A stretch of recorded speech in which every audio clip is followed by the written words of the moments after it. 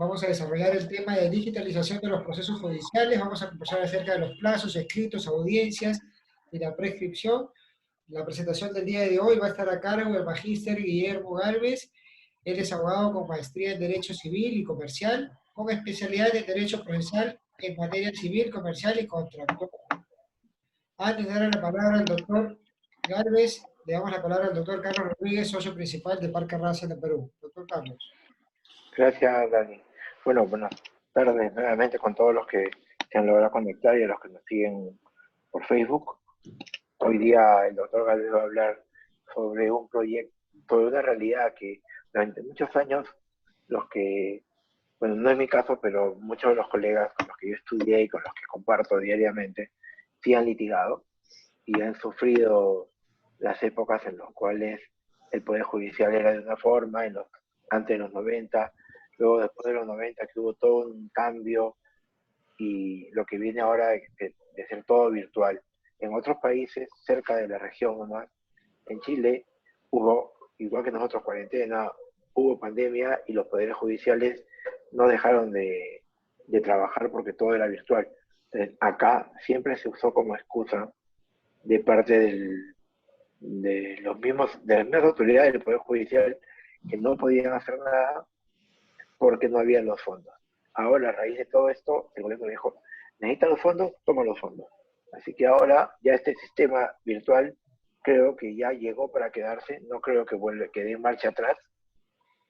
Así que un poco Guillermo lo que nos va a explicar es cómo va a funcionar todo esto, qué se espera en el corto o en el mediano o a largo plazo, y un poco todo es el funcionamiento de todos estos temas del Poder Judicial. Adelante, Guillermo.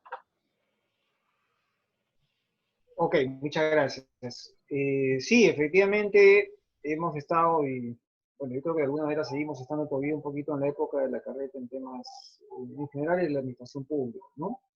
Por diversos factores que, bueno, en fin, sería todo un tema conversarlo, pero básicamente lo que vamos a tratar hoy día un poco es de centrar la atención en algunos temas que son servicios que brinda el Poder Judicial y que ya se han digitalizado, como ha señalado Carlos Rodríguez. En un anterior foro hemos hablado también de este tema, pero básicamente nos hemos referido, por ejemplo, a algunos trámites virtuales que ya está brindando el Poder Judicial, como es la presentación de escritos, que es algo que ciertamente ya estaba implementado, pero muy limitadamente. Hablamos también, por ejemplo, de algunos tipos de entrevistas que podemos pedir con los magistrados fuera de las audiencias, entrevistas básicamente para impulsos de los procesos judiciales, ¿no? En esta ocasión lo que vamos a hacer básicamente es referirnos al tema de qué está pasando con los plazos judiciales, ¿no? ¿Qué pasó si, por ejemplo, me habían llegado una notificación antes del estado de emergencia y yo tenía un plazo para presentar un determinado escrito, o sea un plazo que está previsto en el Código Procesal o, digamos, sea un plazo que el juez me ha concedido para realizar un determinado acto procesal, justamente ahí vino la declaración del estado de emergencia, el aislamiento social obligatorio, y concurrentemente con ello, gracias justamente a la disposición, concurrentemente con ello, el Poder Judicial, a través de diversas resoluciones, como vamos a ver, resoluciones administrativas, suspende los plazos judiciales y en general las labores que brinda el Poder Judicial, ¿no? Vamos a hablar de eso y vamos a hablar también de las audiencias virtuales, básicamente, que es algo que ya tiene un protocolo a través de una resolución administrativa. Bien, bueno, toda esta historia nace con, como es algo de conocimiento público, el Decreto Supremo 044 del 2020 que declara el estado de emergencia nacional en el Perú por las circunstancias que ya todos saben, ¿no? Entonces, a raíz de esto, da lugar a que el Poder Judicial, como muchas otras instituciones, no solamente públicas, sino privadas, como por ejemplo en el caso de los centros de arbitraje, también han hecho cosas similares, pero en el caso del Poder Judicial se dictan una serie de resoluciones. A ver si pasamos a la siguiente diapositiva, por favor. Acá está, ¿no? Bueno, acá tenemos algunas resoluciones, que es la 173, que habla de los protocolos, pero antes de eso vamos a hablar qué es lo que pasó con la gestión de los diversos procesos judiciales y también administrativos, pero básicamente centrarnos en los procesos judiciales. Pues. En el Poder Judicial también hay procedimientos administrativos, ¿bien? Pero vamos a dejarlos un poquito esto de lado y vamos a centrarnos básicamente en los plazos o en los procesos judiciales propiamente. Bien, en consonancia con la declaración del estado de emergencia, el Poder Judicial, ahí nomás que se dicta que se declara el estado de emergencia del Perú a través de una resolución administrativa, que es la número 115 del 2020, dicta el Poder Judicial una primera resolución administrativa en la cual, en su artículo primero, suspende las labores del Poder Judicial y asimismo también suspende todo lo que son los plazos procesales a partir del día 16 de marzo en adelante. ¿Okay? Esta fue la primera resolución administrativa, la número 115 del 2020, que bueno, no está citada acá porque, bueno, hemos citado básicamente a la última prórroga que tenemos acá a la vista, que es la número 179. Esto debido a que inicialmente recordemos que el estado de emergencia se declara por 15 días. Y hasta ese momento, pues casi nadie se imaginaba que el estado de emergencia iba a ser prorrogado una y otra vez, ¿no? Y consiguientemente el aislamiento social obligatorio. Hasta ese momento no se pensaba que estas prórrogas iban a sucederse una tras otra, inicialmente por 15 días y la última prórroga que fue hasta el 30 de junio, la última que fue porque a través de un mes, se han venido permanentemente pidiendo por parte del Poder Judicial resoluciones administrativas que, aunado a esa declaración del estado de emergencia del gobierno, el Poder Judicial también emitía resoluciones correspondientes administrativas disponiendo esta prórroga de la suspensión de los plazos procesales. ¿Ok? La última de todas ellas es esta que tenemos acá a la vista en esta diapositiva, que es la número 179 del 2020, ¿ok? Dictada por el Consejo Ejecutivo del Poder Judicial, que es el órgano competente al interior del Poder Judicial para disponer ese tipo de situaciones. ¿Okay? Esto tiene fecha 30 de junio y como podemos apreciar, esta es la última resolución en realidad que se ha dictado de toda la cadena de resoluciones. Y en este caso, lo que ha hecho el Poder Judicial en realidad es focalizar, consecuentemente con lo que el gobierno ha declarado, el estado de emergencia focalizado igualmente, ¿no? Y en tal sentido, en los departamentos que tenemos acá, por ejemplo, puede estar Arequipa, está Junín, está Madre de Dios. En estos casos, la suspensión de los plazos procesales y administrativos se ha dado hasta el día 31 de julio, ¿eh? Hasta el día 31 de julio de este año. Pero para los demás cortes de la República, caso Lima, por ejemplo, se ha declarado la suspensión de los plazos todavía hasta el día 16 de julio. ¿Okay? Hasta el día 16 de julio. Pero sin embargo, al dictarse esta prórroga, el Poder Judicial aparentemente se da cuenta que en las anteriores resoluciones administrativas, desde la primera que se dicta, que es la número 115, y sus sucesivas prórrogas, al parecer, según entiende el Consejo Ejecutivo del Poder Judicial, había quedado en stand-by o pendiente de determinar si no solamente estaban suspendidos los plazos procesales, sino también los plazos de prescripción y de caducidad. Y en este sentido, a ver si vamos por favor a la siguiente diapositiva.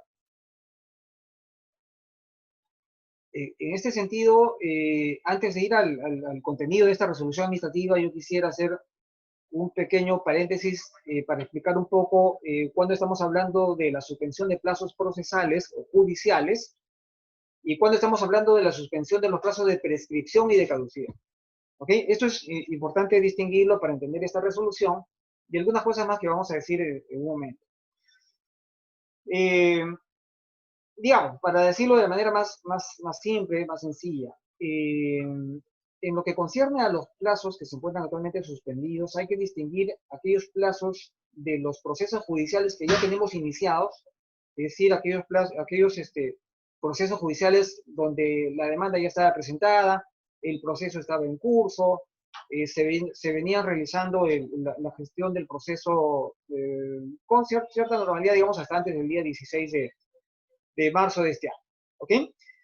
En este caso estamos hablando de toda esta cadena de resoluciones que ha venido desde la número 115 del 2020 hasta la penúltima, porque en la última ya se aclaró. ¿Y qué nos han venido diciendo estas resoluciones? Que los plazos procesales quedan suspendidos. Por ejemplo, ¿no?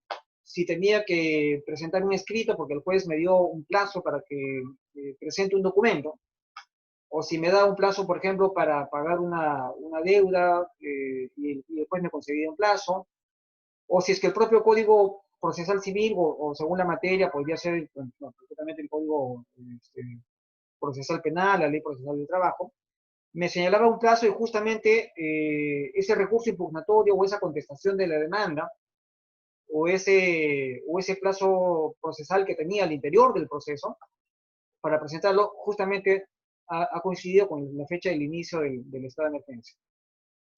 En esos casos, estas resoluciones se han referido específicamente a esos casos, es decir, cuando el proceso ya está iniciado. Pero ¿qué pasaba si mi proceso judicial o futuro proceso judicial, yo tenía por iniciar un proceso judicial, ¿no? También sabemos que la ley establece, y en este caso es el Código Civil, pero no solamente el Código Civil, creo que es la materia para ver en qué temas opera la prescripción, en el sentido de que toda persona no tiene toda la vida para presentar una demanda. ¿Okay? Y a esto le vamos a llamar los plazos de prescripción y de caducidad. Es decir, que mi derecho y la posibilidad de ejercer la acción también ante el Poder Judicial, por lo general está sometido a ciertos plazos que la ley ha establecido. ¿Correcto? En algunos casos hay ciertas acciones que no prescriben, como por ejemplo pues, los derechos sucesorios, o llámese el tema de las acciones como la reivindicatoria, ¿no? Algunas acciones no prescriben y eso la misma ley nos va a decir en qué casos no opera prescripción. Pero también tenemos un plazo para iniciar un proceso. Es decir, ya no estamos hablando del primer supuesto que nos hemos referido de plazos procesales en los cuales tenemos un tiempo para contestar una resolución al interior del Poder Judicial. ¿Bien? Del trámite del proceso judicial. Estos son plazos para iniciar los procesos, ¿no? Entonces, ¿qué pasaba con estos plazos si justamente de repente esos 60 días o 90 días que tenía para iniciar un proceso contencioso administrativo, por ejemplo, o tenía un plazo de prescripción para demandar daños y perjuicios, que sabemos son 2 años según el Código Civil, y justo tenía lista mi demanda para iniciarla y se inicia el estado de emergencia, ¿no? Y la suspensión de las labores del Poder Judicial. ¿Qué pasaba con esos plazos? En este caso justamente está esta resolución número 177 del 2020 del 30 de junio, o sea, una fecha más o menos reciente, en la que el Poder Judicial envía declaración, digamos, nos dice que todos los plazos que se habían venido señalando en las anteriores resoluciones administrativas, se entiende que también incluye los plazos de prescripción, la suspensión de los plazos de prescripción y de caducidad. ¿Ok? Yo particularmente tengo un punto de vista sobre este punto específico. ¿Por qué? Porque ya el propio Código Civil, que es, digamos, la norma legal que rige de manera general y común a las distintas especialidades del derecho, entre ellas pues el derecho comercial, el derecho laboral inclusive, ciertos conceptos que también son aplicables supletoriamente, nos dice cuáles son los plazos de prescripción y de caducidad en cada uno de los casos, luego vamos a ver las diferencias, pero también nos habla de en qué casos se suspenden los plazos.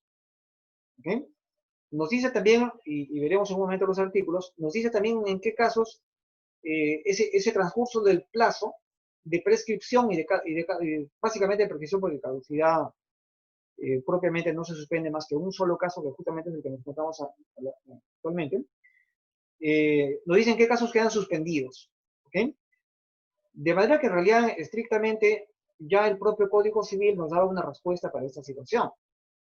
Pero, sin embargo, por si quedaba alguna duda para alguien, y en ese sentido yo pienso que las resoluciones administrativas y las leyes en general no están hechas para aclarar dudas, porque eso le va a corresponder finalmente al propio juez que en vía de interpretación expide la resolución que corresponda, porque aún sin que esta resolución se haya expedido, yo creo que los jueces estaban en la obligación legal de tener que aplicar este supuesto de suspensión que está especialmente previsto en la ley y que se trata de verse impedido de acudir al Poder Judicial. Y en este caso hay un evidente impedimento desde que ya el gobierno declara el estado de emergencia y el aislamiento social, y en consonancia con ello el Poder Judicial, desde su primera resolución administrativa, suspende las labores del Poder Judicial.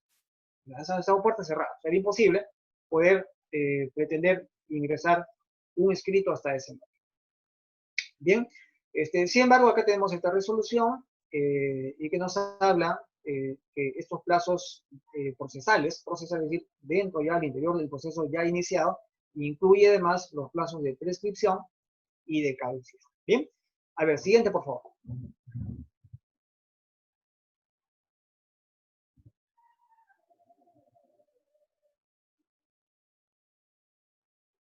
Correcto. Vamos a referirnos a continuación a la resolución administrativa número 173 2020 que expide el Poder Judicial y en la cual aprueban el protocolo de realización de audiencias de modo virtual durante el estado de emergencia sanitaria. Es decir, que esta digamos, modalidad de realización de audiencias, si bien cierto en principio, tiene una forma virtual solamente durante el tiempo que dure el estado de emergencia, lo cual podría hacernos pensar que en tanto cese el estado de emergencia sanitaria, no lo sabemos si se podrá o no, pero más o menos podría entenderse que solamente mientras dure el estado de emergencia sanitaria, el Poder Judicial realizará estas audiencias virtuales básicamente por un tema de salud, ¿no? Sin embargo, pienso que sí, ¿no? Lo comentaba el doctor Carlos Rubias al inicio, pienso que sí, posiblemente, bueno, este tipo de audiencias permanezca todavía aún después del estado de emergencia. No veo una razón sólida por la cual, aún cuando ya el estado de emergencia haya terminado, el control de la pandemia sea una realidad, no sabemos cuándo puede hacer eso, pero pienso que sí traería una gran ventaja, por evidentes razones. Muchas veces las partes tienen que viajar de una ciudad a otra, de un lugar a otro de la ciudad, se saturan los establecimientos, las sedes del Poder Judicial, con la concurrencia de litigantes, y por muchas razones de tiempos, espacios, costos, pues que nos evitarían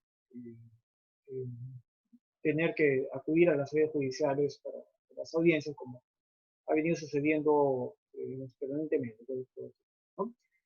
Bien, sin embargo, el protocolo tiene esa vigencia, lo que dure el estado de emergencia sanitaria.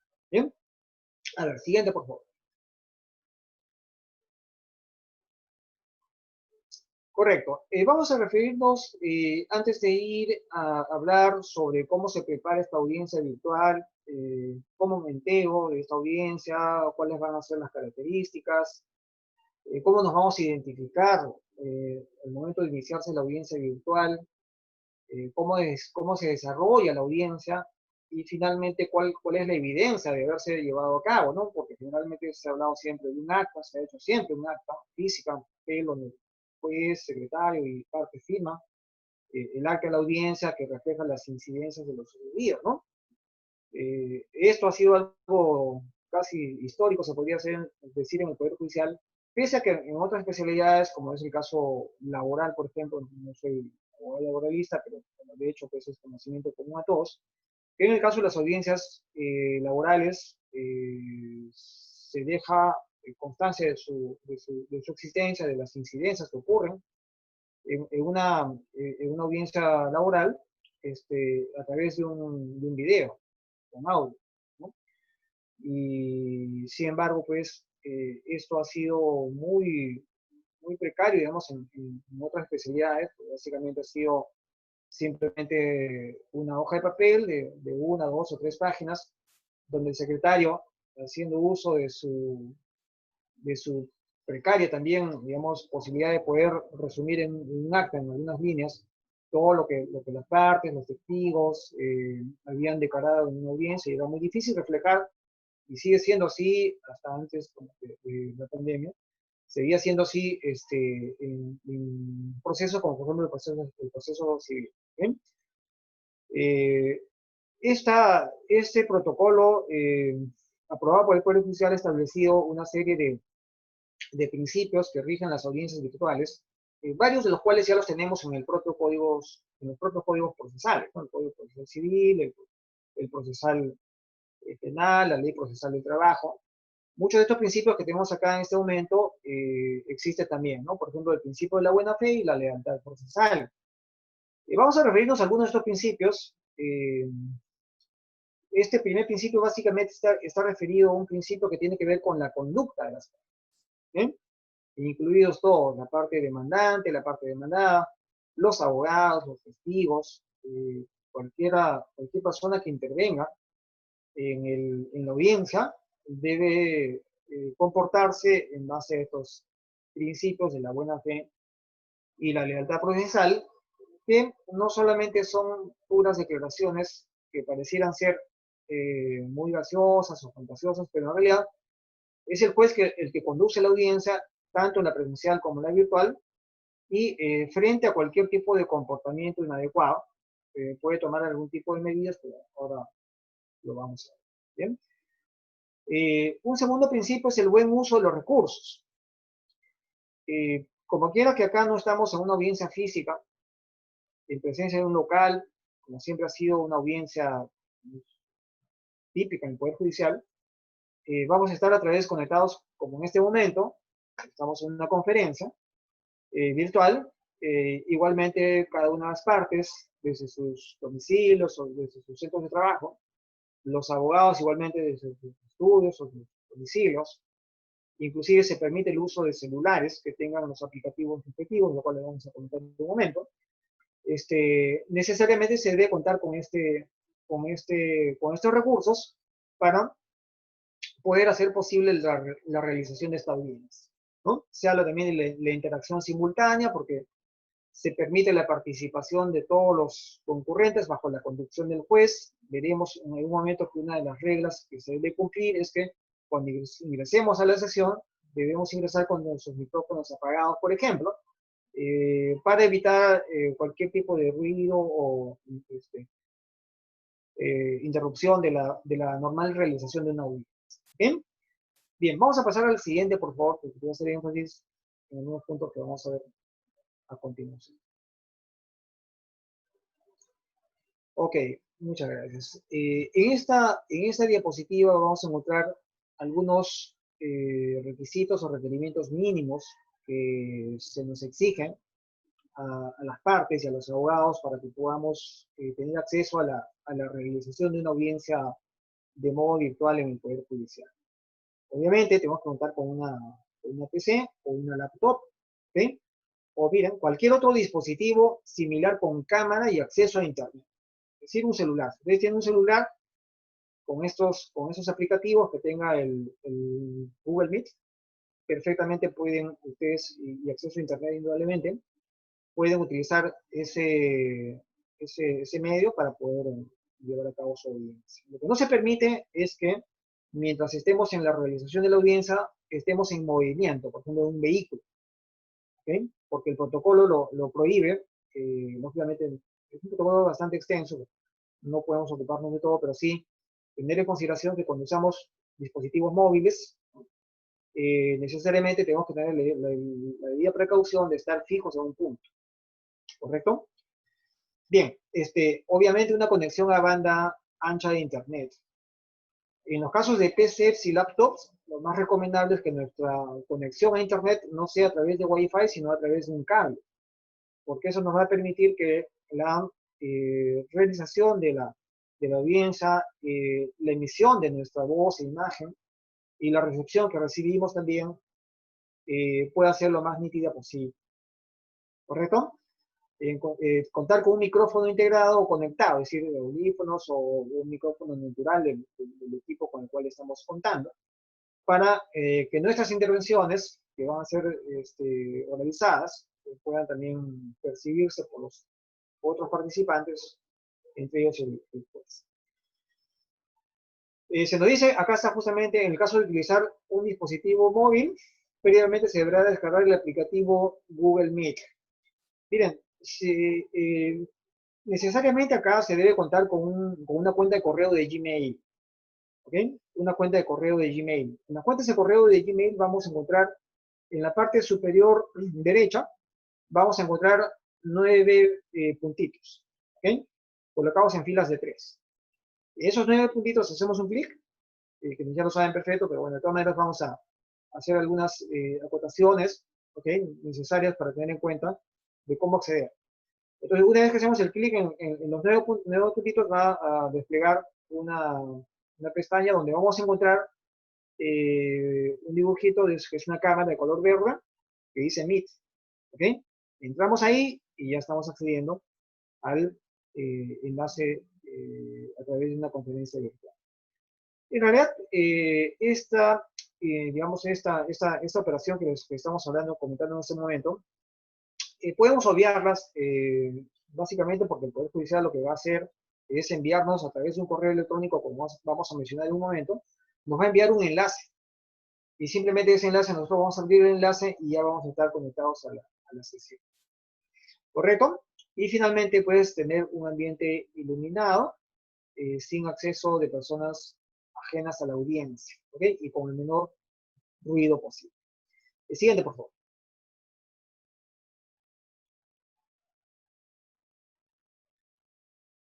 Ok, ¿cómo me entero de la fecha? ¿Cómo sé que va a ser virtual? Por lo menos por ahora, toda audiencia hasta el 10 de septiembre, más o menos, por ahí, van a ser audiencias virtuales. ¿Ok? Bueno, lo primero que vamos a nosotros recibir es una notificación electrónica. Y sobre esto, en un foro anterior hemos hablado también algunos alcances que ahora lo vamos a recordar justamente con miras a ver cómo me informo, cómo me entero que tengo una audiencia virtual. En este caso, en la página del SINOVE, que es una página del Poder Judicial, del Sistema de Notificaciones Electrónicas, vamos a encontrar ahí la notificación. ¿Ok?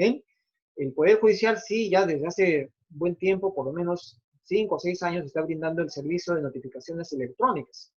¿Ok? A través de una página que se accede a través de un usuario y una contraseña. Ahí tengo que hacer mi consulta, como hacer una consulta a una casilla física, de las notificaciones que permanentemente estamos recibiendo, específicamente solo para procesos judiciales, ¿ok? Porque esta cuenta SINOVE no se puede utilizar nada más que para notificaciones judiciales, debido justamente a que quienes nos envían las notificaciones es el propio Poder Judicial, ¿ok? Entonces, esa va a ser la primera ocasión en la que yo voy a estar enterado oficialmente que ya existe en ese proceso judicial una notificación para una audiencia virtual. Es verdad también que el Poder Judicial brinda un servicio también a través de una página que es el de consulta de expedientes judiciales, el SEJ, donde yo podría posiblemente enterarme antes que me notifiquen electrónicamente de la existencia de esta resolución. ¿Okay? Pero oficialmente me voy a enterar, estaré formalmente notificado de esta audiencia virtual a través de la notificación electrónica en la casilla electrónica de cada una, pues se accede a través de una página en Poder Judicial. ¿Bien? Ahí me va a indicar que esa audiencia se va a llevar a cabo de modo virtual. Y voy a encontrar la fecha y la hora de la audiencia. ¿Correcto? No está en el protocolo, pero generalmente lo que los juzgados están haciendo, en este caso, es concederle un plazo a las partes a las que están notificándose, generalmente 3 días. ¿Para qué? Para que envíen un correo electrónico. ¿Okay? No es un escrito que se presenta a través de mesa de partes virtual o menos que llevarlo a una sede, puede ser, no están operando actualmente en forma física. Nos van a dar un plazo generalmente 3 días, eso va a depender mucho de los juzgados, ¿ya? Pero generalmente es un plazo de 3 días, donde nos van a indicar una cuenta de correo del secretario judicial, que también es una cuenta de Gmail. ¿Okay? Y esta cuenta de correo se nos va a indicar en el texto de la resolución y un número de teléfono celular también del secretario judicial. ¿Correcto? Y normalmente nos van a dar 3 días, que son días hábiles siempre, para que presentemos a través de ese correo electrónico algunos datos necesarios para los actos preparatorios de la audiencia virtual. ¿Cuáles son esos datos? Muy sencillo, simplemente es tu cuenta de Gmail y tu número celular. Tanto del litigante, la parte que se está defendiendo en ese proceso, las partes procesales, sea el demandante o la parte demandada, y asimismo la del abogado. ¿Correcto? Esto, repito, es solamente a través de un correo electrónico. ¿Bien? Entonces, a ese correo electrónico, generalmente esto va a ser el mismo día de la audiencia, se va a enviar el enlace para poder entrar, pero en un momento vamos a hablar de eso. ¿Ok? Entonces, me entero de esa manera, a través de la notificación electrónica. ¿Ok? Acá se va a indicar el día y la hora de la audiencia, ¿ok? Que es una conferencia virtual. ¿Ok? También se nos va a indicar la duración que tendrá cada etapa de la audiencia. El juez va a desmenuzar ahí según qué audiencia sea, si es una audiencia de conciliación, si es una audiencia de juzgamiento, si es una audiencia de pruebas, si es una audiencia, en un proceso sumarísimo, se le llama la audiencia única. ¿Okay? Según eso, el juez va a especificar en su resolución cuál va a ser la secuencia de las participaciones, de las intervenciones de cada una de las partes y los tiempos que se les está concediendo para esas intervenciones. ¿Okay? Asimismo, se va a señalar la relación de personas que participarán en la audiencia. Básicamente son las partes procesales, el juez y el secretario judicial. Bien, y fuera de eso, si en la audiencia va a ser necesario la declaración de un testigo, la participación de un perito, se especificará en esa resolución que el perito también esté presente y que el testigo también esté presente, evidentemente, en forma virtual. Bien, y finalmente, la forma como deberán proceder las partes y los abogados en caso que se produzca algún problema con la contencia. ¿Bien? Esa resolución se va a especificar muy genéricamente porque básicamente el desarrollo está en el propio protocolo. ¿Qué es lo que se debe hacer si es que tenemos algún tipo de inconveniente con la conexión? ¿Bien? Fundamentalmente acá, adelanto un poquito con el tema que viene más adelante, fundamentalmente acá lo que se va a hacer es que por parte del soporte técnico que brinda el Poder Judicial, se va a intentar restablecer la comunicación. Pero si es imposible, finalmente, como indicaba hace un momento, hay que señalar el número de teléfono. ¿Ok? Y se va a restablecer la comunicación y se continuará con esa audiencia, no se va a truncar el desarrollo de la audiencia, para llevarse a cabo con las partes que hayan tenido algún inconveniente con la conexión, por algún motivo, puedan continuar en esa audiencia de manera inmediata, pero ya a través de comunicación telefónica. ¿Bien? A ver, siguiente, por favor. Correcto. Hemos hablado de la preparación de la audiencia que debemos hacer, el plazo que tenemos para comunicar al juzgado, nuestra cuenta de Gmail, nuestro número telefónico, ¿correcto? Vamos a hablar ahora ya directamente de lo que es el desarrollo de esta conferencia, ¿bien? Una audiencia virtual. Correcto. Ya se ha señalado que la aplicación que debemos utilizar es la del Google Meet, ¿bien? Entonces, eso se va a iniciar básicamente con la identificación de las partes, ¿correcto? La identificación de las partes, tal y cual sucede en una audiencia física que siempre se ha llevado a cabo en el Poder Judicial. A la hora indicada, generalmente siempre el secretario judicial solía salir del despacho con el expediente, hacer el llamado, mencionando el número del expediente, los nombres de las partes, recibiéndoles sus identificaciones, para que pueda darse inicio, ingresen al despacho judicial o la salita donde se iba a llevar a cabo la audiencia para la realización de esto, ¿no?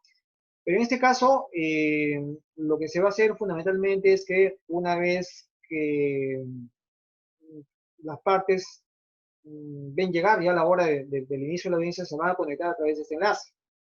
Se entiende que a ese momento ya las partes y los abogados o todos los que tengan que intervenir en el proceso, ya sea un perito o un testigo, ya están previamente identificados. ¿Por qué? Porque han comunicado al juzgado su cuenta de correo y su número de teléfono. ¿Bien? Pero, sin embargo, va a haber una corroboración por parte del secretario judicial de la identificación de las partes, debiendo intervenir cada uno de ellos, mencionando sus datos de identificación, vale decir, pues nombres y apellidos, el número del documento de identidad, en el caso del abogado, su número de registro del colegio de abogados al que pertenece. ¿Correcto?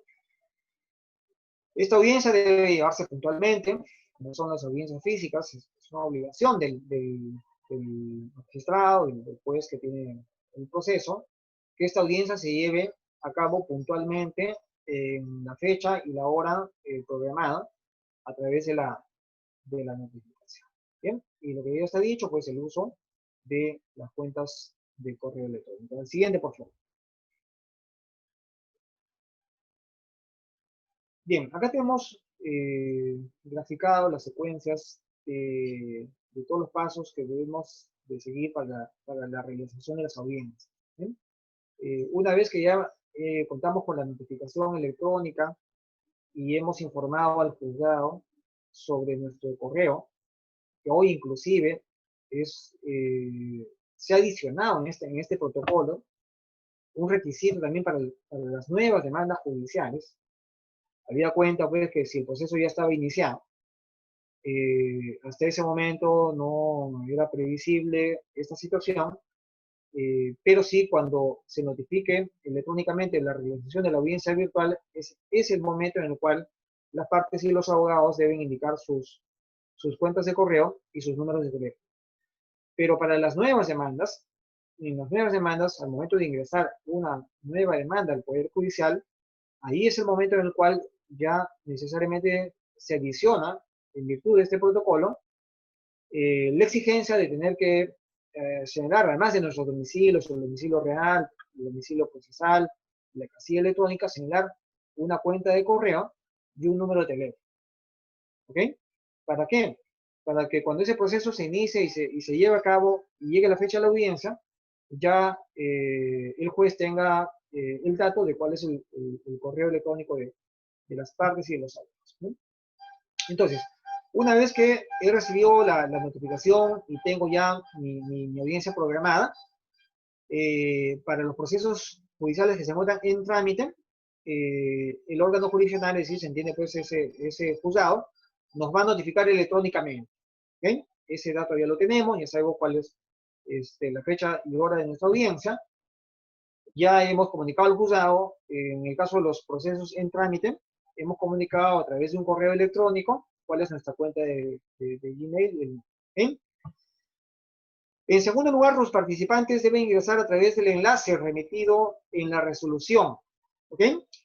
En este caso, en la resolución no siempre se está indicando por parte del juzgado, no siempre se está indicando el enlace, porque básicamente el enlace se está creando casi en el momento de la realización de la audiencia, es decir, el mismo día y casi minutos antes de iniciarse. Bien, si bien es cierto eso es lo que dice el protocolo, pero si nos podemos apreciar en las notificaciones electrónicas de realización de audiencias, no está indicándose en el enlace, pese a que el protocolo así lo establece.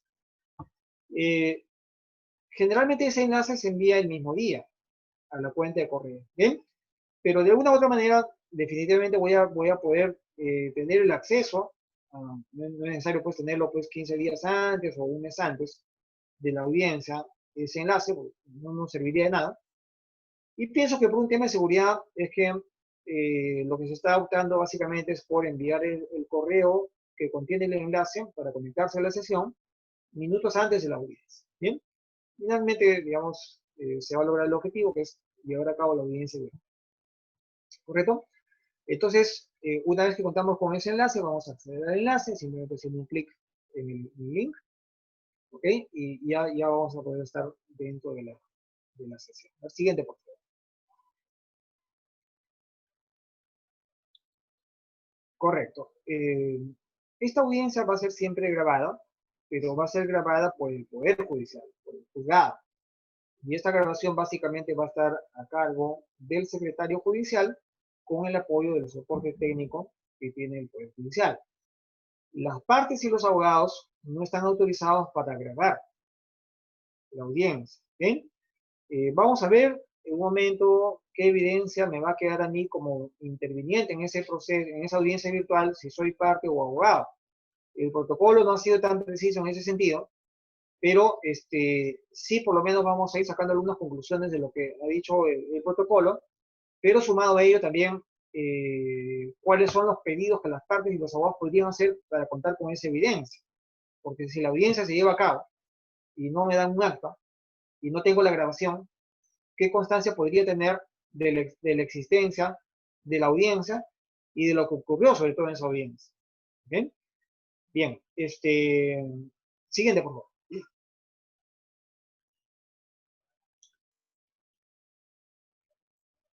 Bueno, lo típico hasta antes de la audiencia ha sido que si era una audiencia de un tema, por ejemplo, un proceso civil, bajo los alcances del Código Procesal Civil, normalmente las audiencias simplemente se dejaban constancia de un papel, un frío papel, que muchas veces no reflejaba lo que realmente había sucedido. Y en materia laboral, la grabación del audio de un video con audio. ¿Okay? Y generalmente acá los abogados iban con su USB y en el USB podían copiar inmediatamente todas las incidencias de esa audiencia. ¿Okay? Pero de una u otra manera, por lo menos me llevaba una evidencia de que esta audiencia se ha realizado. En el caso de las audiencias virtuales, el protocolo no ha sido preciso en indicar qué evidencia, porque una cosa que el juzgado lo grabe y el juzgado administre esa grabación, y otra muy distinta es la constancia de que has asistido a la audiencia, y sobre todo las incidencias que han ocurrido en la audiencia, qué se dijo, qué se habló, hubo acuerdos, hubo conciliación, cuáles fueron los términos. ¿Bien? El protocolo no da mayor, ¿cómo decir, digamos, nada de detalle sobre esta situación. ¿Bien? Pero sin embargo, como hay una grabación, y esa grabación la va a tener el Poder Judicial, el protocolo, lo único que dice es que de la realización de la audiencia, el juzgado va a notificar electrónicamente a las cuentas, digamos, de las casillas electrónicas de los abogados. Bueno, por lo menos hasta donde yo sé, cuando recibimos una notificación electrónica lleva un archivo PDF. No sé si ahí se puede abrir un video, no lo creo, no soy técnico especialista, pero mis conocimientos básicos de computación me indican que en un archivo de PDF yo no voy a poder encontrar un video. Pero sin embargo el protocolo señala que se nos va a notificar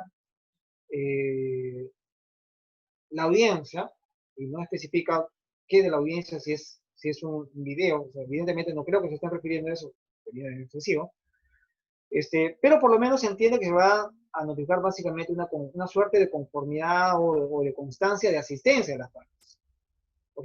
Que es muy distinto a que uno pueda tener el acceso a las incidencias de lo que en esa audiencia ha concurrido, porque muchas veces eso va a ser importante, sobre todo en los procesos oralizados, como el proceso laboral, por ejemplo. El civil no tanto, porque hasta ahora es un plan piloto que se está llevando a cabo en ciertos juzgados, pero sobre todo en los procesos oralizados. ¿Qué evidencia voy a tener? Básicamente pienso acá que va a ser sí un derecho a las partes y de los abogados de pedir al órgano jurisdiccional que se les pida una copia de esa grabación. Una copia de esa grabación. ¿Ok? ¿Por qué? Porque fundamentalmente lo que se nos va a notificar a nuestras casillas electrónicas va a ser simplemente un archivo en PDF donde únicamente se va a indicar la constancia de haber asistido y que la audiencia se llevó a cabo con normalidad. ¿Correcto? Más allá de eso, es un poco difícil que se pueda decir, sobre todo si son audiencias que han servido para dilucidar la causa o tomar acuerdos fundamentales en el proceso, como es una conciliación. De eso, realmente este protocolo no ha dicho absolutamente nada. ¿Bien? A ver, siguiente, por favor.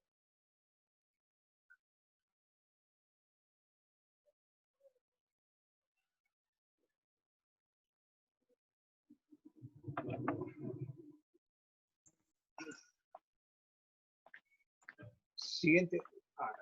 Muchas gracias. Correcto. No está exenta la realización de una audiencia que surja virtual, obviamente, que surja algún tipo de inconveniente o de desperfecto técnico que pueda ocasionar que abruptamente, como lo dice el protocolo, alguna de las partes o sus abogados se desconecte de la sesión. ¿Bien? ¿Qué debería hacer? ¿Qué puedo hacer ante esa situación? Si de pronto mi conexión a internet ha fallado, o es una falla del equipo, ¿no? Cualquiera sea la razón, ¿qué es lo que puedo, qué es lo que debería hacer? Bien. Si durante la audiencia virtual se produjeran este tipo de problemas, ¿ok? Y luego los intentos normales, pues, y naturales, traté de conectarme nuevamente y no tuve éxito, lamentablemente no se pudo retomar la conexión. En este caso, justamente por esa era la razón que se explica por qué tengo que dejar un teléfono electrónico, o bien en mi demanda, cuando presenté mi demanda, si son casos nuevos, o bien en mi escrito siguiente a la fecha en que he sido notificado con la realización de la audiencia electrónica virtual. En este caso, el secretario judicial se va a comunicar inmediatamente a nuestro número de teléfono, ¿okay? Con la parte que ha perdido esta conexión. ¿Para qué? Para que se le brinde el soporte, el apoyo, para ver si esa conexión se puede retomar vía sesión Meet. ¿Okay? Lo ideal en esos casos es que se le brinde algún tipo de soporte para que se retome la conexión vía Meet. ¿Okay? En estos casos, pues, va a ser el mismo juzgado el que va a determinar, en virtud de esta información que nosotros le damos, cuál fue el problema que ha sucedido. Se acabó, no, estaba con mi celular, por ejemplo, y se acabaron mi plan de datos.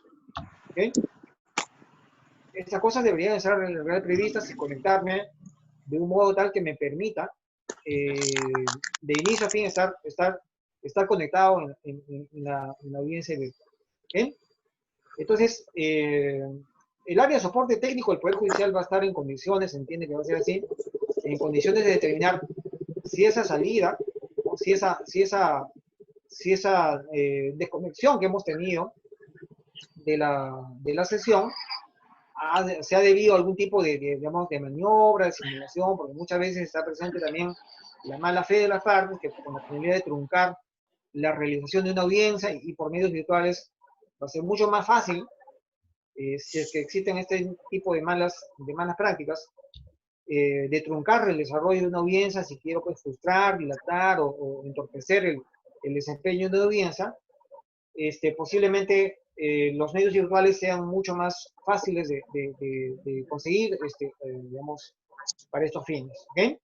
En esos casos se entiende que el soporte técnico que brinda el Poder Judicial, tanto al magistrado como al secretario judicial, va a ser la posibilidad de determinar si ha habido o no una mala fe por parte del litigante o del abogado que ha salido abruptamente de la sesión, para, lógicamente, tomar algún tipo de medida correctiva. ¿Bien? Siguiente, por favor.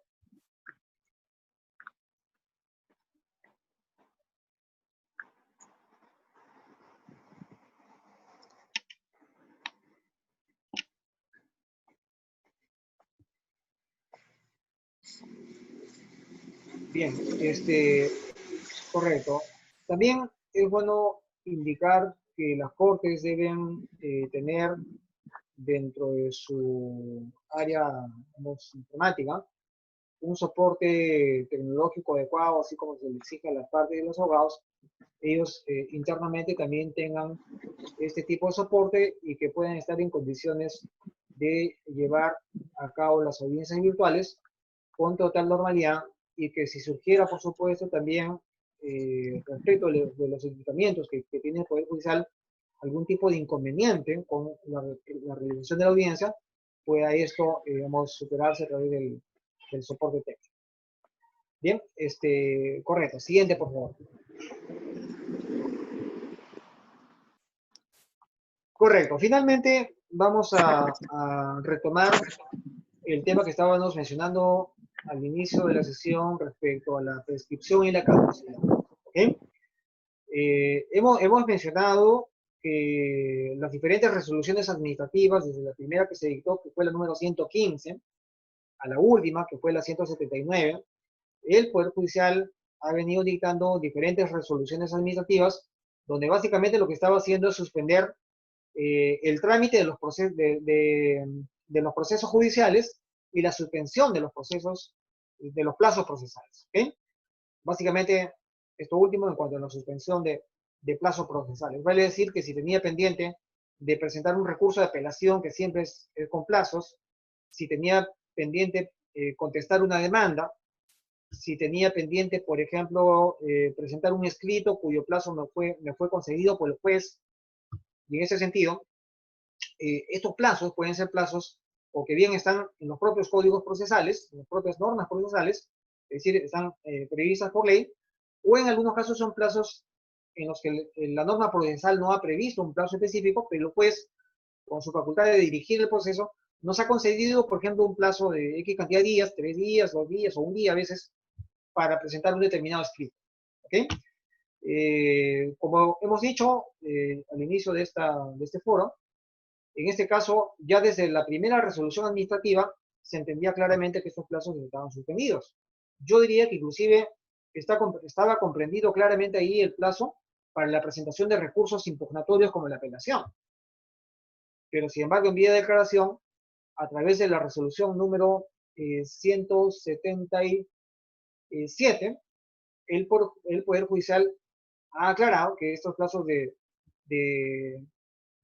estos plazos procesales para los procesos en curso incluyen inclusive los de presentar recursos impugnatorios, cuando este es un plazo procesal.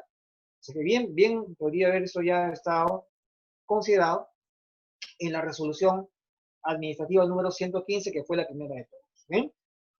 Algo que además ha incluido, y vamos a retomar este tema de la prescripción y caducidad para hacer algunos alcances en este momento, es que esta resolución número 177 del Consejo Ejecutivo del Poder Judicial precisa, según su artículo primero de esta resolución administrativa, precisa que también están comprendidos en toda esa cadena de resoluciones administrativas, desde la primera de todas y cada una de las prórrogas hasta la última, están comprendidos también la suspensión de los plazos de prescripción y de caducidad. ¿Bien? Es aquí donde yo quisiera hacer algunas puntualizaciones, porque en principio hay que tener muy claro que los plazos de prescripción y de caducidad, como decíamos, para marcar el deslinde entre estos dos tipos de plazos, ¿ok? En los casos de prescripción y caducidad estamos hablando de plazos que tenemos antes de iniciar un proceso, ¿ok? ¿Por qué? Porque cuando presentamos la demanda judicial, cuando acudimos con nuestra demanda ante el Poder Judicial, ahí suspendemos. Y en algunos casos hay suspensión y en algunos casos es interrupción. De repente en otro momento lo trataremos, ¿no? Pero paralizamos el transcurso del plazo, tanto de la prescripción como de la caducidad. ¿Ok? Por eso se explica que las resoluciones administrativas inicialmente solamente estaban referidos a los plazos procesales, porque son los procesos en curso. O sea, ya cuando tú has presentado tu demanda y tu juicio está en trámite, ya no podemos hablar de plazo de prescripción ni de caducidad, porque ya cortaste la prescripción y ya cortaste la caducidad. ¿Ok? Básicamente, ese tipo de plazos se refiere a los plazos procesales. ¿Ok? Los plazos procesales. Pero dada esta resolución administrativa, la número 177, que incorpora también a los plazos de prescripción y caducidad, que repito, son aquellos en los cuales todavía no hemos iniciado la demanda, pero igual para que interpongas la demanda, también contamos con un plazo, ¿ok? Para las demandas judiciales. Excepto, repito, aquellas que son imprescriptibles, como algunos temas sucesorios, y la famosa acción reivindicatoria, por ejemplo, ¿no? Que son acciones imprescriptibles. ¿Bien? Pero por lo demás, toda posibilidad de que una persona pueda iniciar una demanda judicial ejerciendo su derecho de acción está sometido a un plazo, bien sea de prescripción y de caducidad. ¿Okay? ¿Dónde está la diferencia? La diferencia entre cada una y otra lo define el propio Código Civil y nos dice que cuando hablamos de un plazo de prescripción, estamos hablando de una extinción de la acción, pero no del derecho. ¿Okay? A ver, por ejemplo, ¿no? Si de repente tengo una deuda para cobrar y esa deuda pues quedó en el olvido y pasaron más de 10 años, El Código Civil, por ejemplo, establece que para las acciones personales, por ejemplo, obligaciones, deudas, ¿okay? Persona a persona, la acción personal, ha establecido un plazo de 10 años para que se inicie la acción. ¿Okay? Quiere decir que si esa deuda me la tienen de hace 11 años, bueno, 10 años y un día, ¿ok? Y nunca se me ocurrió demandar por X razón, ya mi plazo de prescripción, el plazo de prescripción ha operado y se ha extinguido mi acción, o sea, mi derecho de ir al Poder Judicial con mi demanda. Eso lo que se ha extinguido es procesalmente mi derecho de accionar. ¿Ok? El derecho de acción se ha extinguido. Pero no el derecho material mismo, o sea, no es que la deuda se extinguió, la deuda ya quedó borrada en el olvido, jurídicamente la deuda ya no existe. Sí existe la deuda. ¿Ok? Pero va a ser una deuda que tiene medio como una patita de la mesa coja, ¿ok? Y no me va a permitir finalmente poder iniciar la acción legal pese a que la obligación existe, pese a que la deuda todavía existe. ¿Bien?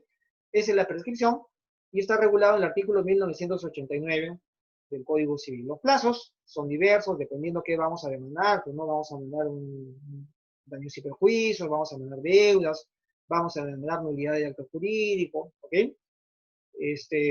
Ya en ese sentido, el mismo Código Civil y las diferentes leyes que hablan sobre la prescripción en las diferentes especialidades nos dirán cuáles son los plazos que tenemos para iniciar, ¿no? El proceso contencioso administrativo, ¿no? Ok, y en cuanto a la caducidad, sí, es como decir, pues, muerto el perro, muerta la rabia, ¿por qué? Porque no solamente extingue la acción, sino el derecho. Ya de raíz ha desaparecido completamente, no solamente la existencia de la acción procesal, sino del derecho mismo. Es evidente que si el derecho ya no existe, y si carezco de esa pretensión procesal material, menos aún voy a poder tener la posibilidad de poder accionar, ¿no? Por eso es, digamos, que de raíz corta absolutamente toda posibilidad de poder acudir al Poder Judicial, y eso está previsto en el artículo 2003. ¿Por qué traía a colación esto? Porque la prescripción y la caducidad, ¿okay? Ambas figuras, que son figuras extintivas de derechos, no solamente están definidas acá en esos artículos, sino que los plazos propiamente están señalados también en la propia ley. Los plazos, o sea, si tengo 1 año, si tengo 2 años, por ejemplo, si había un accidente de tránsito, por ejemplo, y como producto de ese accidente, pues, no sé, un automóvil me atropelló y tengo una serie de lesiones, esto le vamos a llamar la demanda por daños y perjuicios por responsabilidad extracontractual, ¿no? Y el Código Civil dice que el plazo que la persona afectada, perjudicada, tiene es de 2 años. ¿Ok? Plazo de prescripción. Si pasaron los 2 años y no inicié mi demanda, lamentablemente acaba operado la prescripción y por más que inicies tu demanda, en el momento de eso se va a caer con una excepción de prescripción. ¿Ok? Correcto.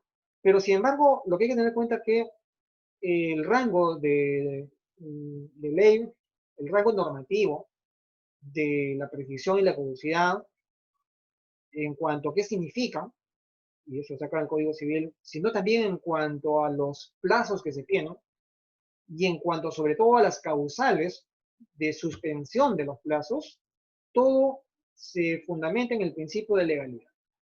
Es decir, tiene que estar en la ley. Tanto mi plazo de prescripción, cuáles son los derechos o las pretensiones que prescriben en cada uno de los casos, ¿ok? En algunos casos vamos a tener 2 años, 7 años, 10 años, ¿ok? Dependiendo del derecho que vas a reclamar, en función a eso estará el plazo, ¿ok? Entonces,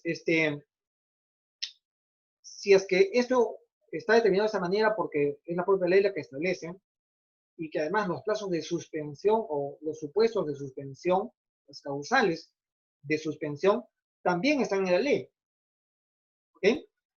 Y en esta resolución administrativa, la 177, se precisa que también están comprendidos dentro de la suspensión de los plazos procesales, es decir, cuando ya inicié mi proceso y el proceso está en marcha, esos plazos evidentemente van a estar suspendidos, pero también nos aclara, en el sentido que los plazos de prescripción y caducidad también están suspendidos. ¿Ok? Sin embargo, el propio Código Civil establece, y esto se basa justamente en el principio de legalidad ya mencionado, es decir, que todo plazo de prescripción y las causales de suspensión tienen que estar necesariamente previstas por una norma que tiene rango de ley. En el caso de la prescripción, a ver si pasamos a la siguiente diapositiva, por favor.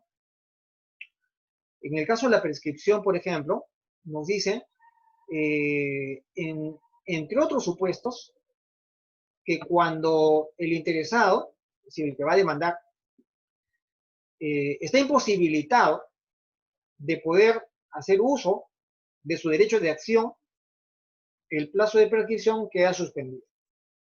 Yo recuerdo mucho que este artículo a veces era muy difícil de entenderlo, porque decía, estoy imposibilitado, o sea, me han amarrado una silla o estoy enfermo, imposibilitado. ¿Cuándo estoy imposibilitado? Si el Poder Judicial siempre ha estado vivo, pero no ha pasado pues de un feriado o de un fin de semana largo, un puente, en fin, ¿no? Pero pienso que el hecho de hoy de esta pandemia, con el estado de emergencia y el aislamiento social, es por lo menos un hecho inédito en muchos años, muchas décadas. Entonces era un poco difícil de imaginarse esto que es exactamente que es el inciso 8 del artículo 2005, si no me equivoco, que nos dice precisamente que los plazos de prescripción y caducidad, cuando al interesado le sea imposible de acudir ante el órgano jurisdiccional, el plazo queda suspendido, pero queda suspendido automáticamente por disposición de la propia ley.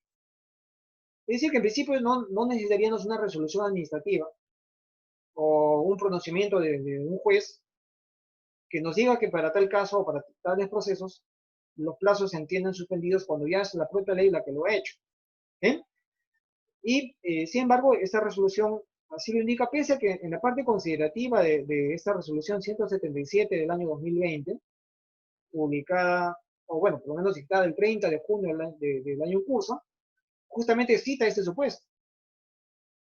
Cuando desde ya se entendía pues que es evidente que si yo quería a partir del 16 de marzo ir al Poder Judicial, y como de hecho el diario entran demandas, y muchas de ellas son demandas que tienen los plazos de prescripción muy cercanos, sobre todo, y que posiblemente durante el estado de emergencia venció el plazo, pero justamente ahí va a aplicarse el supuesto especial de suspensión de plazos de prescripción y de caducidad también por parte del Código Civil, que desde ya es un hecho evidente que nos encontramos en una situación que nos hace imposible presentar una demanda ante el Poder Judicial, ¿sí? Debido a que al cierre, digamos, de las sedes físicas. Pero sin embargo, acá hay que hacer también otra precisión. ¿Qué sucede si ahora que ya se ha reanudado, desde hace ya algunas semanas atrás, la presentación de escritos judiciales por medios virtuales, incluidas demandas? ¿Ok? Incluidas demandas. Bien, en ese caso lo que tenemos que tener en cuenta que la última prórroga que ha sacado el Poder Judicial de plazos, entre los cuales están los plazos para presentar demandas también, ¿no? Los plazos de prescripción y caducidad, ha dispuesto que para las cortes donde el problema del COVID-19 es más crítico, tipo Madre de Dios, ¿no? Ancash, las cortes que hace un momento mencionábamos, ellos tienen los plazos suspendidos hasta el día 31 de julio. ¿Ok? Y si bien es cierto, a nivel nacional, ya los escritos por medios virtuales se pueden presentar. Desde Calima podría presentar un escrito que está en un juzgado de Arequipa o está en un juzgado, no sé, en Ancash. Tranquilamente desde cualquier punto del país podría presentarlo. ¿Ok? Entonces, si bien es cierto, esto ya está reanudado y es perfectamente posible que ingresemos los escritos, como decíamos en un anterior foro, no necesitamos ni siquiera la firma digital, porque con la firma gráfica escaneada, como señalamos en el anterior foro, también es posible ingresarlo. De manera que si bien es cierto, ese servicio ya está operativo, para los efectos del plazo están suspendidos en las cortes que se han mencionado, hasta el 31 de julio. Para las demás cortes, caso Lima, por ejemplo, hasta el 16. O sea, en buena cuenta, y clarificando un poco el tema de los plazos, si entre el 16 de marzo de este año y el 16 de julio, ¿ok? Hasta el 16 de julio, para Lima, en el caso de Lima, hasta el 16 de julio, ese tiempo, ¿ok? Todo ese tiempo transcurrido, desde el 16 de marzo hasta el 16 de julio, todos esos meses, como es un supuesto de suspensión del plazo, ¿ok? Va a correr y se va a reanudar a partir, para cortes como la de Lima, por ejemplo, a partir del día 17 de julio, se va a reanudar el plazo del proceso, a la cual le voy a adicionar el tiempo que ya había transcurrido. Por ejemplo, pues si tenía si tenía que presentar una demanda cuyo plazo de previsión era de 2 años, y justamente me faltaban 15 días para que venza mi plazo. ¿Ok? Faltaban 15 días, pero yo tenía todo listo para ir ese día, lunes 16 de marzo, al Poder Judicial para presentar mi demanda, porque ya estaba casi a puertas de vencerse el plazo. ¿Ok? No vamos a computar todo el tiempo de duración de la suspensión de labores judiciales y habría que ver ahí sí para cada corte, ¿ok? Porque una cosa es Lima, otra cosa es Ancash, otra cosa es Arequipa, ¿ok? Yo tengo que fijarme en esa resolución a qué sede judicial, a qué corte del país estoy ingresando en escrito, porque en función a eso va a estar el cómputo de mis días de suspensión, ¿ok? Entonces, a partir del día, para el caso de Lima, por ejemplo, a partir del día 17 de julio se va a reanudar el plazo, pero no vamos a reiniciar el cómputo del plazo, vamos a continuar con el cómputo, no es un reinicio, porque el reinicio es comienzo de cero, no, porque ya todo el tiempo que transcurrió desde el momento en que surge la controversia hasta el 15 de marzo, ese plazo es válido.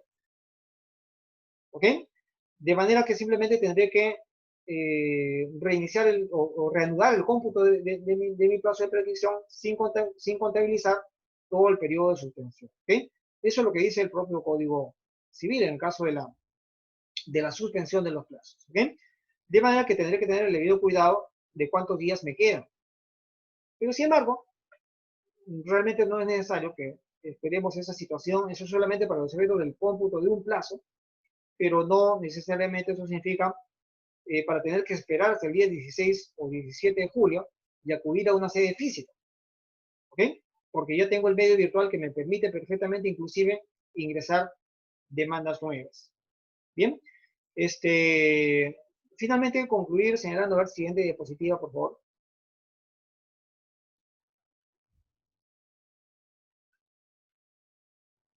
Correcto. El artículo que estaba mencionando, acá está la base legal, que nos habla de las causales de suspensión. Son muchas causales de suspensión, por ejemplo, cuando presento la demanda ya suspende el plazo.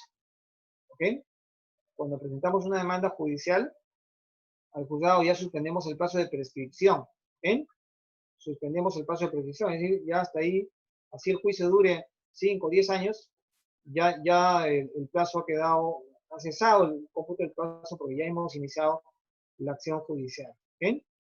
En penal es muy diferente porque en penal, en los temas penales, los plazos de prescripción todavía continúan, inclusive iniciado, no solamente las investigaciones del Ministerio Público, sino las actuaciones judiciales.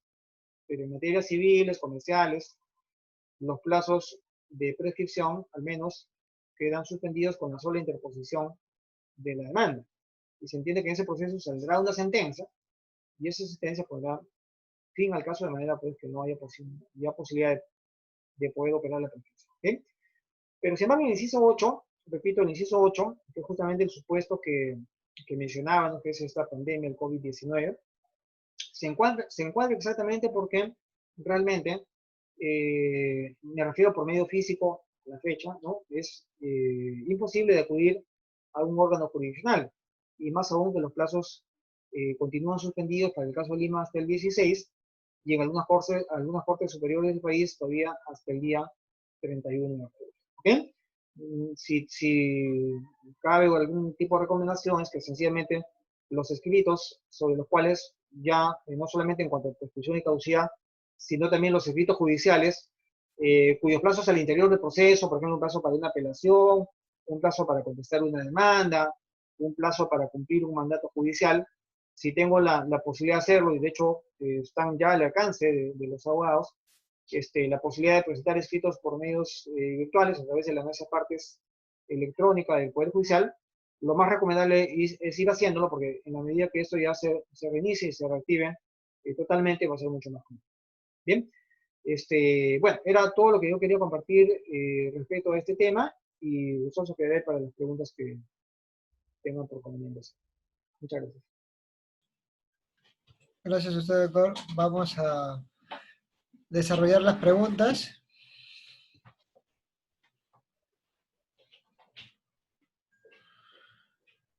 Permítame. Sí, claro. ¿Qué pasa si el juez señala una audiencia y ambas partes fueron notificadas, pero minutos antes de la audiencia o durante esta, el demandado alega que no se puede conectar o se cayó la conectividad? ¿La audiencia sigue o se suspende? Bueno, lo primero que se va a tener que hacer en este caso es restablecer una comunicación que en este caso va a estar a cargo del secretario judicial y inmediatamente en cuanto se detecte algún problema de conexión, va a llamar a la parte o al abogado que por alguna razón se ha desconectado, con el objetivo de brindarle algún tipo de soporte técnico para que pueda retomar la sesión. ¿Ok? En caso que eso no sea posible, y ese es un primer intento, la segunda opción que se va a tener en este caso es restablecer esa comunicación, pero por medio telefónico. De manera que, por lo menos en lo que concierne al protocolo, no se ha puesto en la posibilidad de que la audiencia se trunque o se frustre. Esta va a continuar y será sencillamente a través, con la parte que perdió la conexión a través de una comunicación telefónica. En los procesos de prescripción adquisitiva de dominio es obligatoria la inspección ocular. ¿Cómo se hará con esta prueba presencial del juez? Bien, este tipo de audiencias, bueno, ciertamente no está en el protocolo, porque el protocolo del cual hemos hablado básicamente el día de hoy, nos habla de una audiencia virtual, ¿no? Pero de hecho, también existen otras resoluciones administrativas del Poder Judicial anteriores a este protocolo que ya permitían la realización de algunas audiencias físicas de manera excepcional, audiencias físicas, y también la realización de audiencias, pero siempre y cuando, y acaba por corresponder netamente a la decisión del juez, si evalúa que esa audiencia de una instrucción, por ejemplo, sea física, y en cuyo caso el juez tendrá que fundamentar en su resolución la realización de esa audiencia, que será de manera física, en lo que concierne a instrucciones oculares, no hay otra, o llamadas también instrucciones judiciales, no hay otra opción que no sea una diligencia presencial física, ¿ok? Pero sin embargo, en estos casos, el Poder Judicial tendrá que tomar las suficientes medidas de precaución para preservar la salud de los intervinientes. Pero de hecho es algo que no está impedido realizarse, está contemplado como una de las posibilidades excepcionales a las cuales el juez podría recurrir en el caso de considerarlo indispensable. Hay juicios en que hay varios demandantes y varios demandados. ¿Hasta qué número máximo de personas soporta Google Meet? Bueno, no lo señalo el protocolo, pero yo creo que de hecho hay muchas sesiones que se llevan a cabo hasta con 100 personas y no he podido conocer en todo este tiempo, estos escasos 26 años de abogacía, una audiencia en la cual nos encontremos con semejante cantidad de personas, ¿no? Pero sí, de hecho, si son varios demandantes, varios demandados, definitivamente se va a dar abasto perfectamente el soporte del Google Meet. Bien. Siguiente pregunta. En las audiencias antes del COVID, las partes leían el proyecto del acta y se hacían las correcciones. Ahora, ¿cómo harían la corrección si no tengo copia de la audiencia? Porque hasta que se me notifique y pida la copia del acta pasaron 4 meses por lo menos. Sí, correcto. Ese es justamente uno de los temas que nosotros indicábamos hace un momento sobre algunas imprecisiones que ha tenido este protocolo. Sería conveniente que en todo caso en vía de ampliación se disponga algo mucho más específico sobre redacción de actas, porque claro, efectivamente en una audiencia física siempre ha sido posible, inclusive, las impresiones de borradores, donde el juez bueno, le alcanzaba un ejemplar de esta impresión a cada una de las partes para que haga sus observaciones, y donde muchas veces nos encontramos efectivamente con observaciones de todo tipo, ¿no? Desde datos personales, direcciones, números de documentos de identidad, que yo dije tal cosa y acá no está, y bueno, una serie de observaciones, pero en este caso no está previsto en el protocolo, no se habla específicamente de acta ni siquiera, en ningún punto absolutamente del protocolo aprobado por esta resolución 173, no se menciona el tema del acta, se menciona la grabación, pero yo pienso que por lo menos, a mi modo de ver, lo más conveniente sería que en vía de integración de este protocolo, se disponga que la evidencia que va a quedar de la realización de la audiencia es una evidencia que quede cualificarse en los procesos laborales en una grabación de video con audio, de manera que acá ya no va a caber hacer algún tipo de corrección u observación, porque si durante el desempeño de una audiencia que es grabada, yo tuviera respecto al desempeño de alguna de las partes o decisión del juez, en ese momento impugnar, en el momento mismo. ¿Okay? Lo cual me va a permitir inmediatamente hacer uso del derecho que considero que me corresponde. Pero en la medida que no sea así, y sobre todo por las audiencias que duran mucho tiempo, en donde hoy pues es imposible tomar nota en un papel, en un acta, entiéndase, de esas incidencias, a mi modo de ver, imposible. Pienso que lo más conveniente sería que la evidencia de la realización de las audiencias virtuales sea un video, básicamente.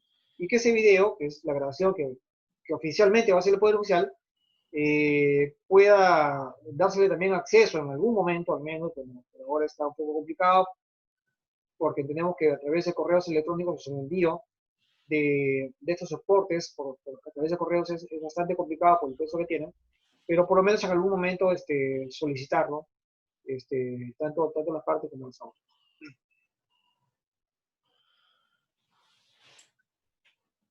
Siguiente pregunta, ¿cómo serán las exhibiciones de los documentos que se actúan en las audiencias de pruebas y cómo la otra parte puede verificar si la exhibición es correcta o no? Bien, en ese caso yo pienso que la misma resolución que notifica a, a este tipo de audiencias, que generalmente en los procesos civiles le llamamos las audiencias de pruebas, donde voy a tener que exhibir un libro, un documento, una carta, un contrato. En esos casos, el protocolo no ha hecho mayor detalle sobre cuál es este, los comportamientos que debe observar tanto el juez como las partes, pero sin embargo pienso que esto ya va a quedar en manos del juez, de que él establezca en su resolución cuáles van a ser los procedimientos que deberán utilizarse para este tipo de actuaciones en una audiencia, que básicamente tiene que ver con libros o documentos. Además que es muy difícil por medio virtual poder corroborar la autenticidad de estos documentos, más aún si en casos en los que los equipamientos con los que se cuentan no son los idóneos. Pero es algo que ya va a estar en manos de cada juez, en el sentido de que tendrá que tener la debida precaución. Posiblemente este tipo de audiencias tengan que hacerse personalmente, porque también es facultad del juez que cuando él considera que la audiencia a llevarse a cabo tenga que ser presencial por digamos, las características o la naturaleza de lo que se va a hacer en esa audiencia, el juez convoca una audiencia presencial, a lo cual está ya, desde ya facultado para hacerlo, y indudablemente tomando las medidas sanitarias extremas del caso para preservar la salud de todos los intervenientes. Siguiente pregunta. Siguiente pregunta. El Código Civil señala que la caducidad no admite interrupción ni suspensión. Sin embargo, la resolución administrativa modifica lo establecido, a pesar que es una norma de inferior jerarquía que el Código Civil. La parte interesada podrá pedir la inaplicación de la resolución administrativa por el control difuso. Es un tema de interpretar bien la resolución. Aparentemente sí hay una colisión, porque la resolución está hablando de suspensión de plazos de prescripción y caducidad, cuando eso en realidad no le corresponde. Efectivamente estamos plenamente de acuerdo que no le corresponde al Poder Judicial a través de una resolución administrativa, como lo comentábamos inclusive durante la realización de este foro, hacer algún tipo de suspensión distinta a la que está prevista por ley. ¿Okay? Pero sin embargo, la parte considerativa de esa resolución administrativa, un poco contradictoriamente con lo que decide en la parte resolutoria, indica que de conformidad al artículo 1994, inciso 8, los plazos de prescripción, en este caso, quedan suspendidos cuando al justiciable, al interesado, le resulta imposible acudir. Y eso lo cita expresamente. ¿Okay? En ese sentido, pienso que, a mi modo de ver, ni siquiera era necesaria esta resolución administrativa, al menos no en ese extremo, sí, indudablemente en cuanto a prorrogar los plazos procesales, ¿okay? Que repito, son aplicables para aquellos procesos ya iniciados al interior del proceso, porque cuando hablamos de prohibición y caducidad estamos hablando, recordemos, de plazos que tenemos para iniciar, ¿okay? Y eso solamente por ley se debe señalar. Yo estoy de acuerdo en que pareciera sí haber una colisión, pero sin embargo me queda esa duda respecto a qué es lo que se quiso acá hacer realmente, si es que en la parte considerativa se está invocando este artículo, con lo cual da a entender claramente el Consejo Ejecutivo del Poder Judicial que está, digamos, emitiendo una resolución de acuerdo, en forma, digamos, en armonía con esta norma de rango de ley. Bueno, sin embargo, yo pienso que igual, ¿no? Si es que se habla acá de algún tipo de vulneración, bueno, finalmente, digamos, hay que tener en cuenta que no necesariamente es una contradicción, porque cuando hablamos de una resolución administrativa o de cualquier norma de inferior jerarquía, es cuando contraviene, ¿no? Pero en realidad está diciendo lo mismo, en el fondo, ¿no?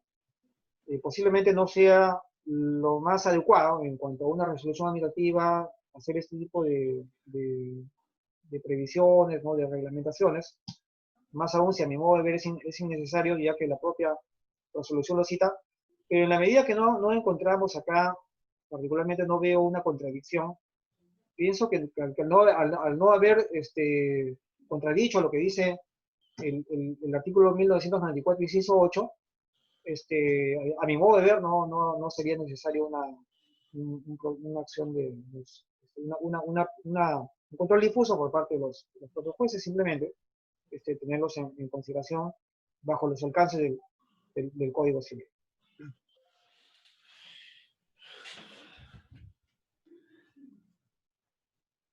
¿Cómo se hace con los testigos que no pueden conectarse por falta de medios virtuales, doctor? Claro, acá estamos en uno de los casos en los cuales el juez podría eventualmente considerar que si en una audiencia va a haber intervención de personas que que son extrañas al proceso, como un testigo no es parte procesal propiamente, el juez considerar que en estas situaciones excepcionales pueda llevar a cabo una audiencia virtual, presencial, perdón, ¿no? Pero sin embargo, sí, también, si es que el manejo del juez, y esto va a corresponder ya directamente al manejo del juez, en el sentido de solicitarle a la parte que ofreció ese testigo, porque el que ofrece un testigo, como una de las pruebas en un proceso, tiene que identificarlo en cuanto a sus nombres y apellidos completos y su dirección domiciliaria, con la finalidad de que el juez lo notifique en esa dirección, lo que siempre se ha hecho en un proceso judicial.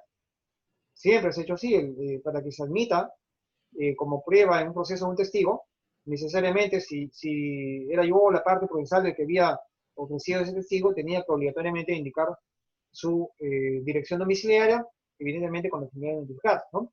Pienso que en ese caso el juez, y no obstante que el protocolo no lo establece, pero tampoco el protocolo debería establecer todo porque es un tema de manejo del juez, requerir esa parte si persiste en su intención de que ese testigo declare, lo cual va a contribuir indudablemente al esclarecimiento, o por lo menos los intereses que él pretende defender en el proceso, que indique algún dato de contacto, entre ellos la cuenta de correo electrónico Gmail del testigo y un número de teléfono.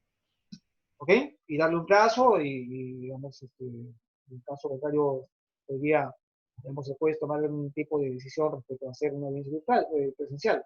Pero sí pienso que si es que la intención y el manejo del criterio juez es que esas audiencias se lleven a cabo necesariamente, si no todas, pues la gran mayoría, de modo virtual, el juez tiene a su alcance ciertos, ciertos recursos como para poder proveerse de estas cuentas de correo y números telefónicos con la finalidad de que el testigo también, y en algunos casos los peritos, participen también en las audiencias virtuales. Pero en principio, el soporte técnico está establecido.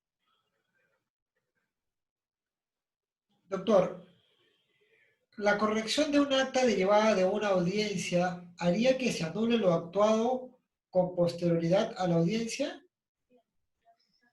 No, las correcciones, básicamente hay que tener en cuenta que las correcciones únicamente pueden caber o proceder si es que se trata de los llamados errores materiales. Vale decir, pusieron pues mi apellido Galvez con S cuando es con Z, o mi número de DNI o de registro de colegio de abogados lo pusieron erróneamente. O una fecha, o algo que sea evidente, que se trate de un error, digamos, de tipeo, digamos, ¿no? de datos donde el error material sea evidente. Eso lo puedo corregir, sí, o sea, inclusive en las resoluciones mismas, no solamente en actas, sino en las resoluciones mismas que edita el juez, es posible hacer este tipo de pedidos. Y en los medios virtuales, si es que el juez ha decidido dejar constancia, evidencia de la realización de la audiencia virtual en un acta que notifica a las partes, pues es mucho manejo del juez también, porque el juez perfectamente podría alcanzar por medio virtual también las actas antes de que por lo menos cuente con la firma digital del juez y del secretario, someterlos a su conformidad, y eso será netamente manejo del juez, porque las herramientas virtuales están dadas como para que por lo menos si se va a hacer una acta física, se puede hacer haciéndole llegar los archivos por correos electrónicos a las partes, verifiquen, tengan que corregir lo que deban de corregir, y finalmente con la firma digital del juez y del secretario, eso quede ya validado en el expediente. ¿Okay? Pero pienso que sí están, por lo menos, los soportes tecnológicos están dados como para poder hacer eso. Pero si esa acta ya estuviese firmada, ya estuviese adherida al expediente, sea un expediente físico o un expediente electrónico, las correcciones van a caber. Igualmente se hará el pedido por parte de los abogados, en el sentido de que se rectifiquen ciertas imprecisiones, no solamente de actas, sino inclusive, como repito, de resoluciones judiciales.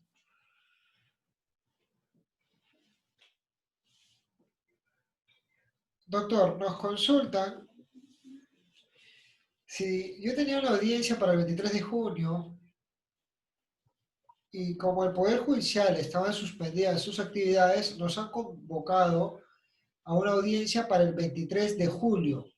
¿Debo acudir o se sobreentiende que esta será virtual? Bueno, hay que ver ahí la resolución qué nos dice exactamente,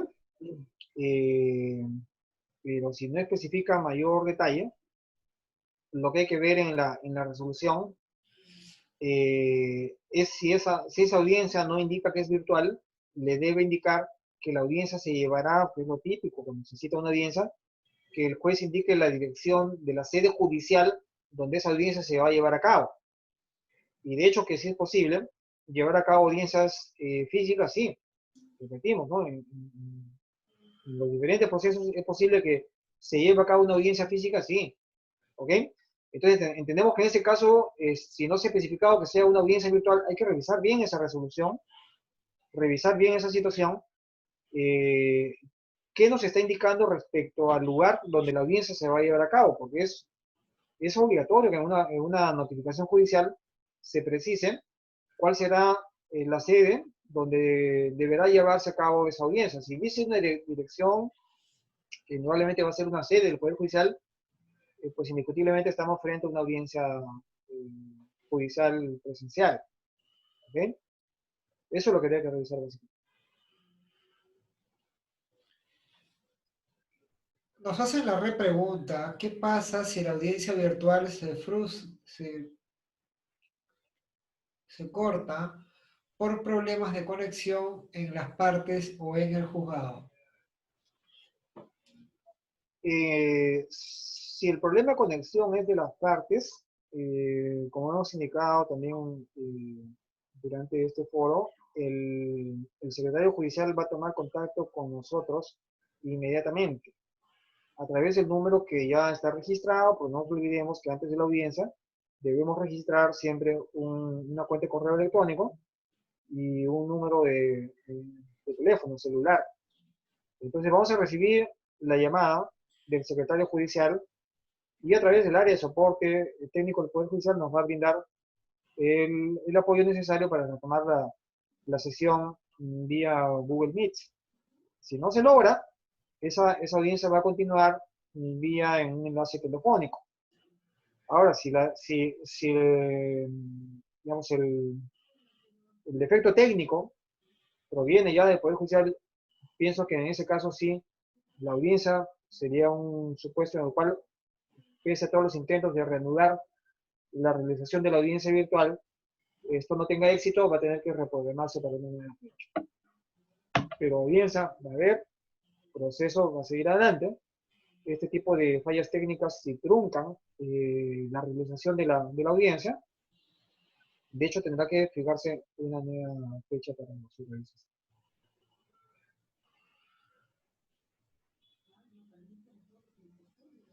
La siguiente pregunta que nos hace,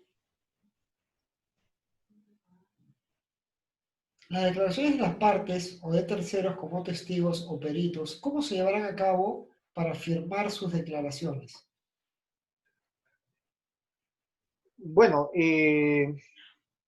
normalmente lo que venía sucediendo hasta antes de la pandemia es que en los juzgados, en los procesos civiles y de derecho comercial sobre todo, se imprime un acta. Y esa acta la firman todos los intervinientes. Esa acta la firman todos los intervinientes, desde el juez, su secretario judicial, las partes que han intervenido, sus respectivos abogados, los testigos y toda aquella otra persona, que ya sea un perito, que haya intervenido en esa audiencia. ¿Okay? En este caso, como decíamos hace un momento, el protocolo de audiencias virtuales no ha hecho un desarrollo, digamos, adecuado o detallado respecto a actas. No habla de actas. ¿Okay? Esto pienso que va ya a depender mucho de cada juez si es que decide que la evidencia de la audiencia sea una grabación o sea un acta. Esa acta tendrá que pasar por todos los intervinientes y los medios virtuales nos permiten recibir en tiempo real de lo que es hasta ese momento el proyecto de acta para poder ver si nosotros tenemos alguna observación que hacer y de corresponder corregirse. ¿Ok? Pero eso sí va a depender muchísimo ya del manejo del juez. No nos olvidemos además que al inicio de la audiencia el juez puede consensuar con las partes ciertas reglas particulares. No necesariamente todo está previsto en un código, en una ley.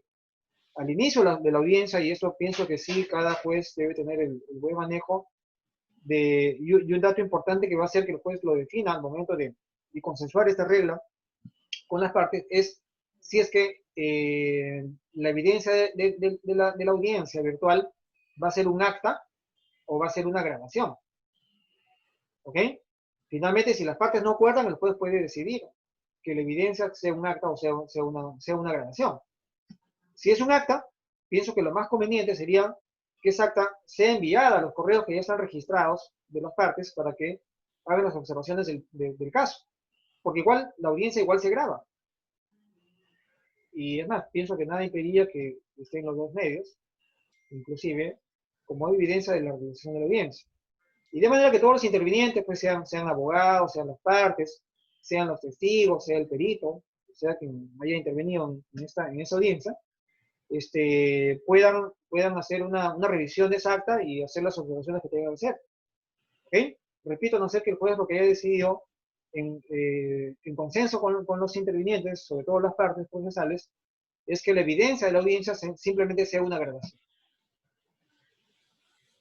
¿Bien? Eso es lo que básicamente estimo debería hacerse por parte del juez. Siguiente pregunta tenemos, doctor.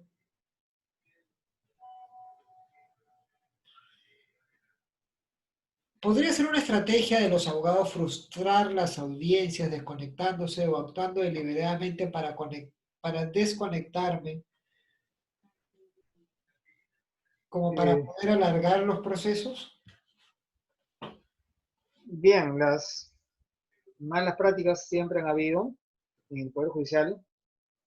De hecho, aunque no es lógicamente un comportamiento que esté adecuado al protocolo, porque hemos visto que el protocolo es un comportamiento de buena fe, no obstante que ya en el propio Código Procesal Civil, vigente desde el año 93, ya nos habla de esos deberes de buena fe, de lealtad, ¿no?, que se deben tener en cada intervención al interior de un proceso, dentro de los cuales indiscutiblemente están las audiencias virtuales, pero del protocolo más o menos se deja prever que el soporte técnico del Poder Judicial va a estar en condiciones de detectar cuál ha sido esa causa que generó la desconexión, ¿no?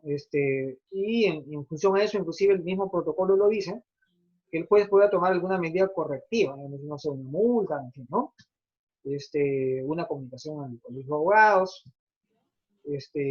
pero sí, por lo menos si el protocolo no lo dice expresamente, deja entrever que el juez consulta a su área de soporte, que él informe respecto a los motivos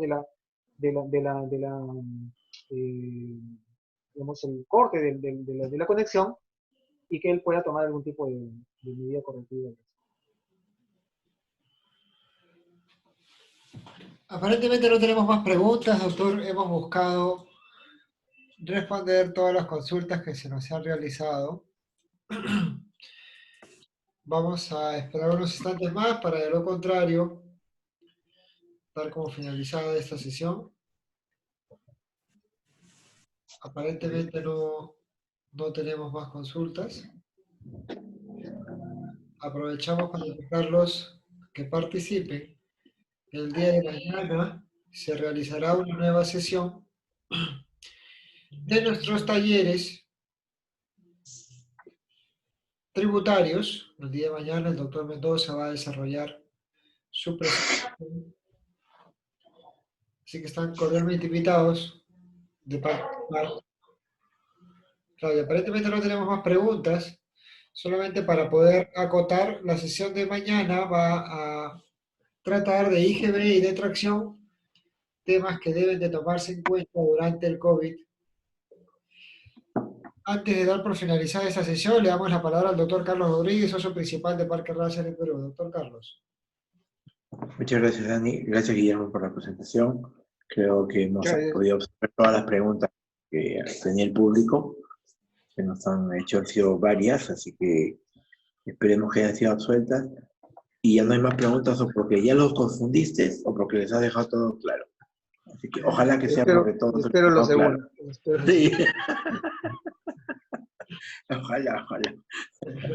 Bueno, como dice Dani, los esperamos mañana. Tenemos la charla sobre IGB y tema de tracciones, y el viernes tenemos el taller teórico práctico sobre el tema del fraccionamiento tributario.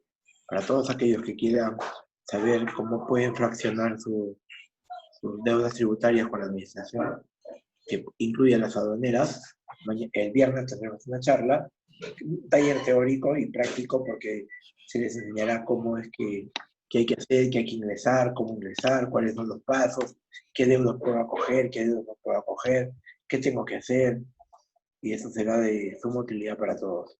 Recordando que el fraccionamiento rige desde hoy, 8 de julio, hasta el 30 de septiembre. Así que tenemos pocos días para poder acogernos al fraccionamiento. Listo, muchas gracias a todos. Nos vemos el día de mañana y el día viernes. Muchas gracias a todos. Buenas noches. Muy buenas noches, gracias por participar el día de hoy.